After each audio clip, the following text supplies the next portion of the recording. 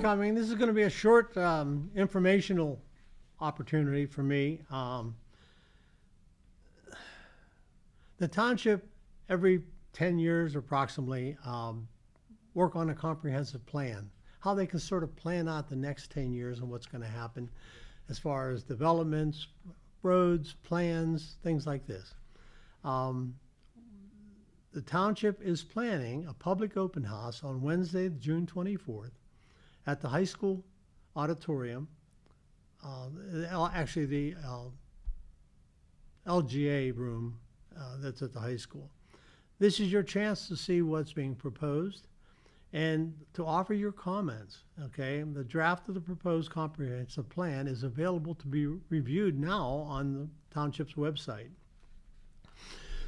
Between Monica and myself, we spent almost 20 years on the council. So we've seen this opportunity come. I was on the committee the last time that they did this, representing the school district. She is on the committee this year. And in fact, the both of us shake our heads a little bit trying to figure out what's happening. And let me bring up some points that should bring some questions to the public of Peters Township, because everything's going to affect you, and it's going to be effective in, I think, as a realtor who had hundreds of sales and listings here in the community, as a broker who managed offices, I see the long-term problem here. And also, as a person with a degree in geography and regional planning, I see real problems with this, and this is a problem that I hope you'll see too. Some points to note, and I have to read them, so please, I want to make sure I get it right. There is a suggestion that the township include a concept of special land use that can be applied to certain currently undeveloped land. It is also known as a planned residential development concept. This has never been considered before and would require a significant amount of planning and oversight if used. They can't give a definition on what this means. If you ask them, they go, The second point, it presents a future land use map that notes different types of housing, commercial, and other land uses according to percentages. Now, we were just talking here, and I said, if I bought a home in a plan that was half built, and all of a sudden I considered that my residential home to be in a plan that half of it has 2 or 3 story apartment buildings in it, I'd get very concerned about the value of my property and what it actually meant.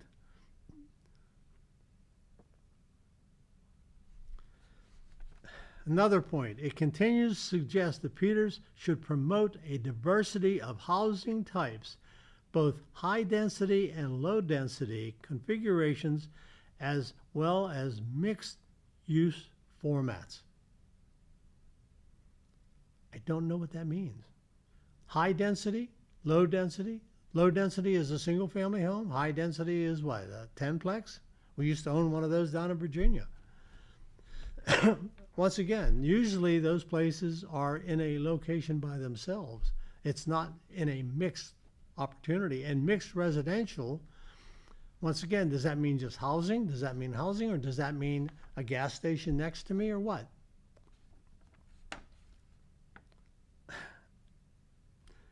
There is a suggestion that a roundabout at East McMurray and Valley Brook could be a future traffic improvement. Now, call me crazy. It's impossible to get out of what I knew as the Dairy Bar, which is Heisler's now.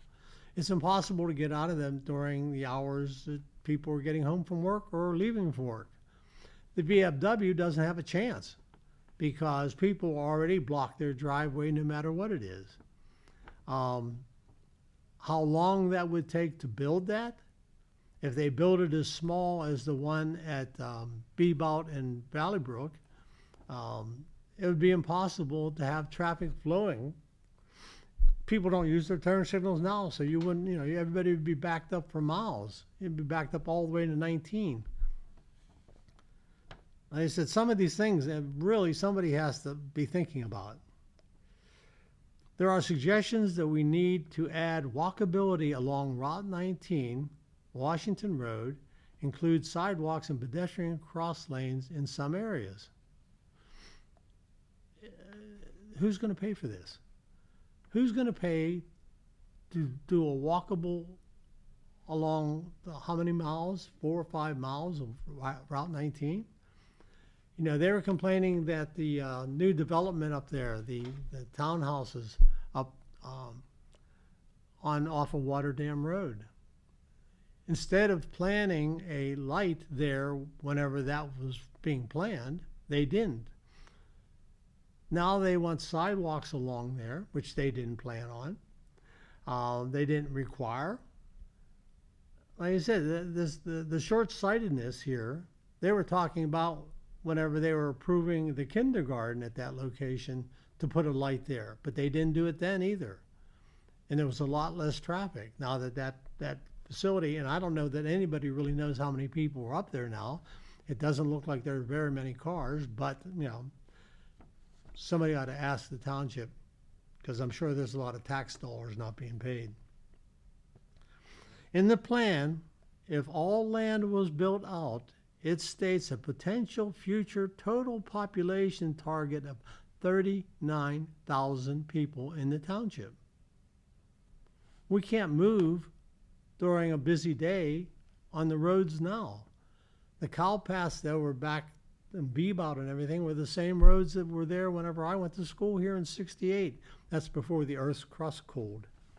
So the bottom line is that's only 11,000 people that live in Greenland. And they want to build this out. What they don't understand is for every house that pays taxes, the township has to raise taxes more to provide services to those people. So that is taught in every public organizational meeting, that you can't just keep on adding people just to add people. And let's face it, whenever I worked for Giant Oaks Realty or with Benson and Sons here in the township, the area wasn't totally undermined. So you could build these houses. Back in 2006, whenever they were talking about Virginia Point, I brought up the question about how are you going to do this when you have 5 layers of undermined coal? And they said, you don't know what you're talking about. Okay, well, I only sold a couple hundred homes here, so I guess I don't. Well, now they're still trying to finish that plan. And it's only 20 years later. And they've had areas that sunk. Now, this kind of thing, Giant Oaks have had areas that sunk because of mine subsidence. There have been other areas in the township that have. Along Valley Brook Road, Bebout Road, the farm on the left-hand side there, all that property. One of the reasons it hasn't been built is because there's so many veins of coal that have been taken out. So whenever they're talking about shoving all of these people into these plans, besides the cow paths that we're using as roads, you really do have to consider what this means to our schools, because having been on the school board and having been in charge of building that high school, we didn't plan on another potentially, because if there's only 1.2 children coming out of every house, that's still going to add close to a couple thousand kids. And our schools aren't prepared for that. And the township and the school district never talk. Okay? So whenever you look at these things, you have to question these, and you have to bring the power of the community to question how are they going to justify this.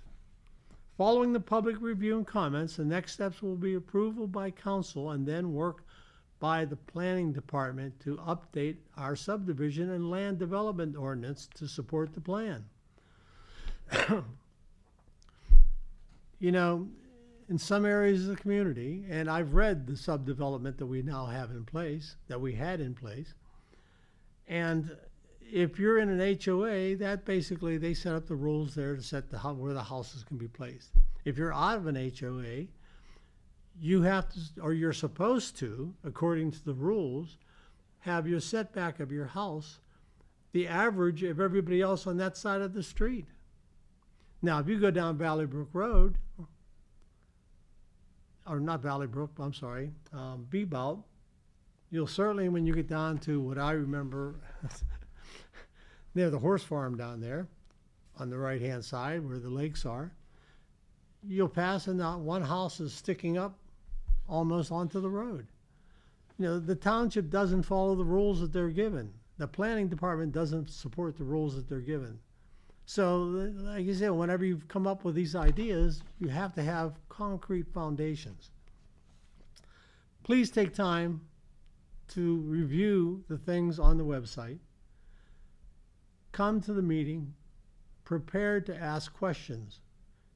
It's your community, and it's your community, it's my community, and we have to be involved. We just can't let them walk away with it. That's all I have to say at this time. I want to thank you very much.